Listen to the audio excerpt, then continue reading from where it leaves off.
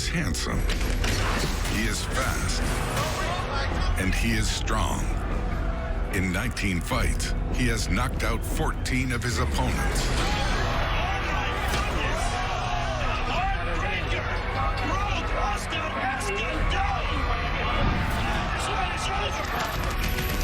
At 122 pounds, Brandon the Heartbreaker Figueroa is one of boxing's little giants and one of the sport's rising stars.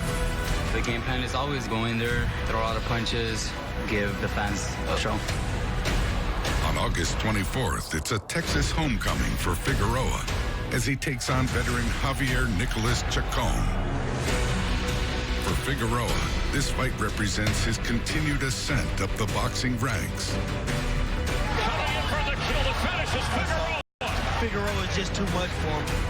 For Chacon, a victory over Figueroa would be the biggest of his career. It's the 22-year-old rising star versus the 38-year-old with one more opportunity. This is the countdown. 5, 4. Brandon Figueroa versus Javier Nicolas Chacon.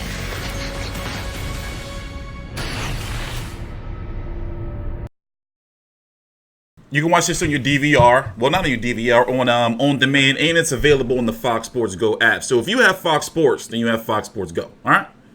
So that's one thing I get in the comments all the time, especially during the Pat Thurman build-up. Is like, where can I watch these episodes? They're on demand. I know if you have Xfinity, they are. So let's talk about the episode. I got a few clips and highlights for you, but more importantly, let's talk about the fight. Now, I ain't gonna lie, I've been giving this kid a lot of shit, but now I look at him a little different. Because, you know, I was looking on his social media and looking at him at Pac versus Thurman. I was like, that kid's a little too creepy, man. He looked like one of them old-ass motherfucking scary porcelain dolls. But now, after watching this, he's kind of grown on me a little bit. Almost. 19-0 with 14 KOs. A big issue I have is not his fault. But with this fight is that it's going to be for the WBA world title at 122 pounds. So which means they're not going to make him the mandatory for Danny Roman. They're not going to make him the mandatory for fucking Ronnie Rios. No. They're making up a whole belt for him. To keep him out. Like, that's how the WBA does. To keep, like, politics at bay. They say, we'll make a belt for this side. And we'll make a belt for that side. They're known for doing that. Okay, but we'll make you Super World. Make them World over there. So they got one of our belts. It's a sham. It's a scam. Humberto Mendoza, you sicken me. But before we talk about the 122-pound division, let's talk about Brandon Figueroa, who I've been watching him, but I haven't been covering him. So this is the first fight of his, or is it the second? I don't remember if he fought that no-good flopper, Moises Flores. You got to go watch when he fought Guillermo Rigondeaux. He's no good flopping scum. Take my word for it. He's no good. I remember you, bro. He was like passed out, and then he was like looking at the camera. I was trying to act like he was. But yeah, I'm glad he got beat up. Did you knock him out? Good. 3rd round knockout. Good. But he's been around. You've probably been watching him, or he's been on your TV, you know, on the undercard of other high profile cards, and you probably haven't been paying attention to him. So now, if I'm correct, isn't this the first card he's headlining? Let's go see. What card was this? Danny Garcia versus Adrian Granados. So this is likely the first card he's headlining on PBC on FS1. He didn't get a PBC face-to-face from what I've seen, but he did get a PBC countdown, which is what we're going to do right now. And in fact, while I'm here, let me shut up, and we're going to go to a clip so you can get to know Brandon Figueroa a little bit before we start talking about more of the fight. Please subscribe. I cover every single major fight live. And now we are finally, I've been saying it for months, probably about a year, 2 years, that we was going to dip our foot into like mixed martial arts coverage. I've been playing a lot of UFC 3 and UFC 2 and watching a lot of fights. I got UFC Fight Pass and getting my education on. And now, you know, we can go in there as a casual and start working our way up. So here he is, likely future 122-pound champion, but the guy he's fighting, Javier Nicolas Chacon, I saw him fight before, but where? Isaac Dogbay in research for hitting my fights. Yeah. All right. Shh, shut up. After giving birth to me, the lady came in to ask for my name, and my dad put Lee in my middle name. So you didn't hear a Mexican you know, with Lee as a middle name. But his pop named him after the actor Brandon Lee because he looked like him when he was younger. He got a little bit. But, and his mom got pissed. I forgot. In fact, I'll let you hear the story. I was like, what the fuck? Let me see. Would it let me rewind back? But Mom was like, no, you're not. But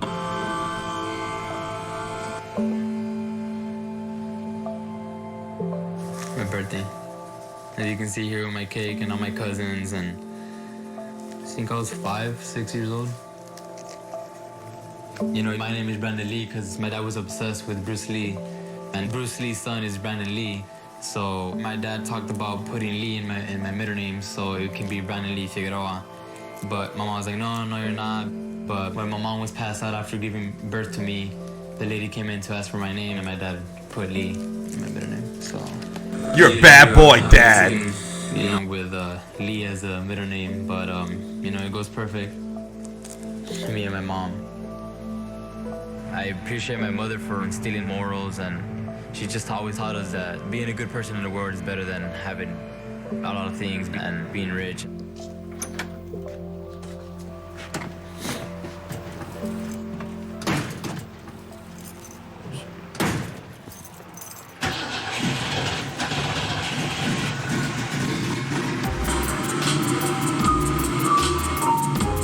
All right, that's enough. Overall, I ain't gonna lie. All right, we gotta get that foot shot out of there. There we go. Overall, I like that episode though. You know, because I came in to the episode like, oh, I'm gonna have to watch this pretty motherfucker and cover his episode and shit. And now watching it, I was like, all right, but you know, big issue I have though, his fighting style was like his brother's. But with that defeat that his brother took to Umar Ugas, Yordenis Ugas, tripping. You know, they gotta work on some shit. So here's a part for you thirsty ass fuck boys. But the problem is, I thought about not showing you guys this shit because you guys are fucking unprofessional scum. But I said, well, it is like information that needs to be known because I didn't know that Omar Figueroa, and I don't know if she's a twin or they just all look alike, but they got a sister named Omara Figueroa or Omari Figueroa, and she's their strength and conditioning coach. So the first time I ever seen her was at the Figueroa versus Ugas weigh-in. So me being a thirsty fuckboy too, you know, so I had to get on my professional shit, you know, I was like, damn, what the fuck is that? She fine, come on, fuck motherfucker. And then I looked at the facial features, I was like, wait a minute, they look like, you know, they're related. And I said, oh, TstreeT, you know, and I, you know, got a little bit of H2O, calmed my thirst. You know, I was like, oh, TstreeT, got calm down. You know, she might be a part of the business. The business. So, here's a little piece, you know, for those who want to know, like, oh, that's who she was. You know, and I know you thirsty fuckboys are going to be all about. Sometimes, though, y'all do sicken me. I'm not going to lie. And I don't believe in blocking people and all that shit. And so I like to let people have free speech in the comments and all that. But some of y'all some fucking degenerates and y'all need to be caged. Like, some of y'all really need to be locked away. Like, y'all can't be fixed. I never want to go back. I never want to go back to Where we at? It can't be fixed. Figueroa. It's my family. We're always going to be here for each other until, you know, until we say no more, until we hang up the gloves. Training is truly a family affair for Brandon Figueroa. For his strength and conditioning, older sister Omira is in charge of getting Brandon in fighting shape.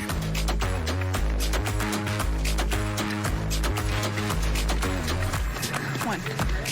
Yeah, sprint. It's amazing to be trained by my sister. Go.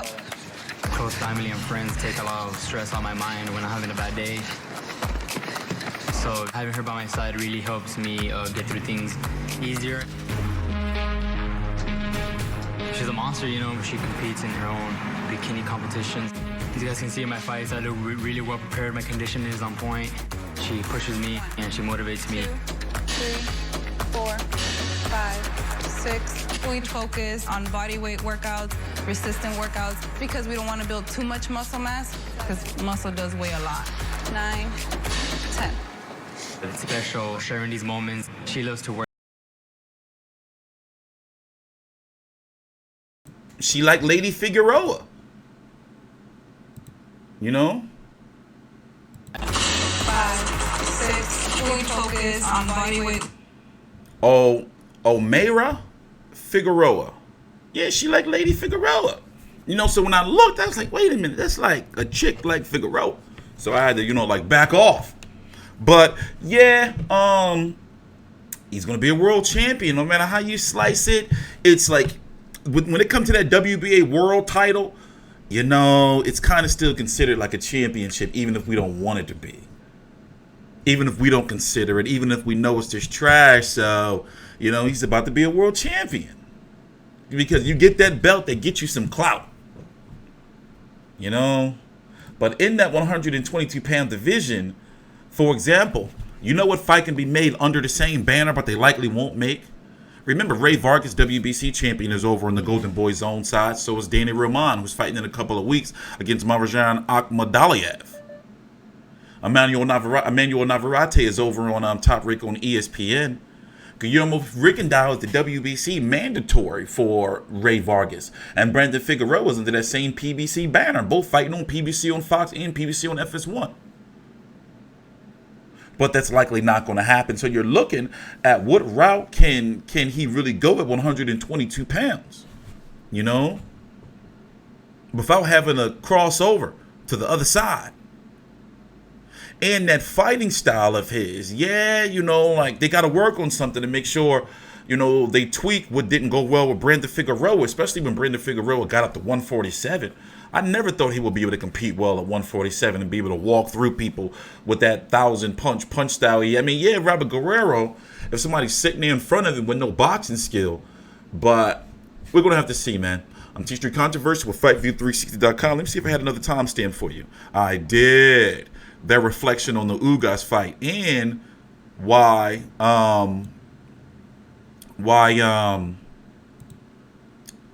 they picked that old ass picture of Chacon like his pop. No, he like his grandpa, like his grandpa. Slow. Back, come in, 1, 2, 3. Figueroa knows the importance of hard work in the gym. But as he saw at the MGM Grand when his brother took on Yordenis Ugas this past July, an undefeated record is never guaranteed. I know how hard he worked to get to that point. I know that he dreamed of fighting in big stages like that. It was an opportunity he was waiting for. At the end of the day, it wasn't his night. He got hit, you know, he got rocked. Boxing, it's not an easy sport.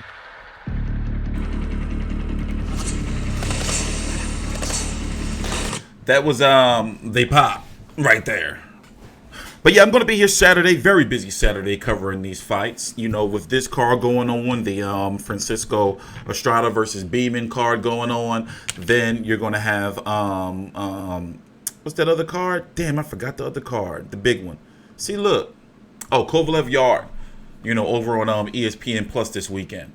So somehow, some way, we're going to have a lot of boxing content coming out this weekend. And I'm going to be doing a live stream, multiple live streams this week. I'm TstreeT Controversy with FightView360.com. Please subscribe.